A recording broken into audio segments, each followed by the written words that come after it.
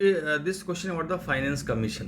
अब बहुत मुश्किल नहीं है, बट इट बिकम्स डिफिकल्ट अगर आप थोड़ा सा भी केयरफुली नहीं पढ़ते हो चीज़ों को। अभी आप देखो, आपको रियलाइज होगा कि आपने क्या नहीं पढ़ा है। ठीक है, till now 15 finance commission has been appointed. आप देखो 1950 से, ओके, फर्स्ट क्या था, केसी नियोगी।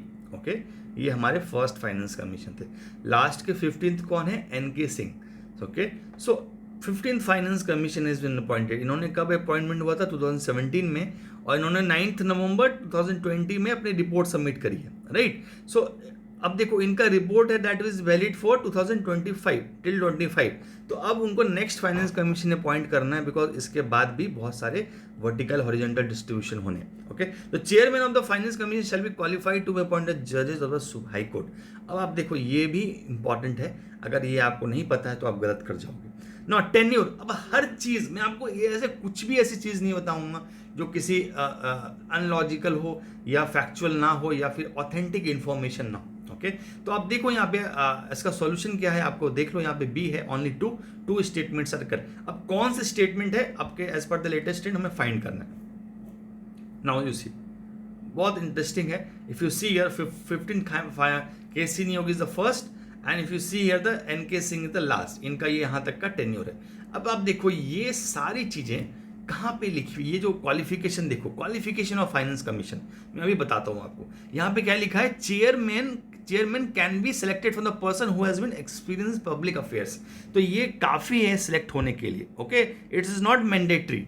अब जो और 4 मेंबर्स हमें सिलेक्ट करने पड़ते हैं, चेयरमैन प्लस 4 अदर मेंबर्स। ये कैसे पता चला हमें, ये कॉन्स्टिट्यूशन ऑफ आर्टिकल में 280 में जाओगे आप, वहां पे लिखा हुआ है chairman and 4 other members. Okay, तो ये देखो इतने मेंबर्स हमें अपॉइंट करने हैं, तो जो 4 और मेंबर्स हैं उनको सिलेक्ट करने के ये 4 क्राइटेरिया हैं।